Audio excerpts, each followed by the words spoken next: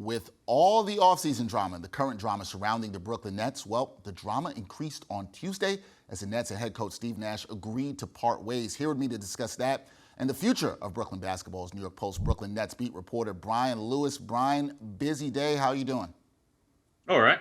I'm glad you're doing okay. Before we even get to the Nets game tonight or anything, Steve Nash now out as head coach. Jacques Vaughn will serve as interim coach for the second time with the Nets. Was this all inevitable once we knew Kevin Durant wanted Nash out as coach this summer? Yeah, Jacques is becoming their Herb Williams. Yeah, I would say Kevin gets what Kevin wants eventually, one way or the other, sooner or later. I would say it was pretty much inevitable once Kevin decided that this is the direction he wanted the team to go. Yeah, and here we are. Now Nash out as head coach. Now with Vaughn now at the helm, does this coaching change anything for a roster that has had issues to start the season?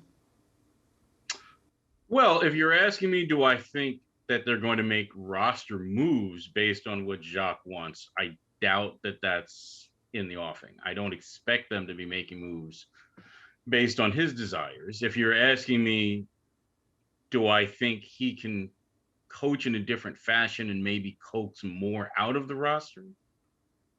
That remains to be seen. Jacques, it's not like Jacques hasn't been on the staff. It's not like Jacques doesn't have a significant say in what they're doing defensively. He's been their defensive coordinator.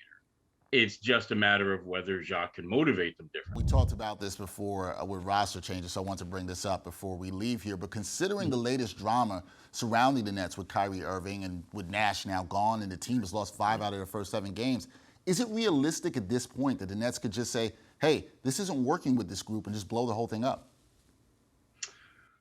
I'm not sure that they're there yet.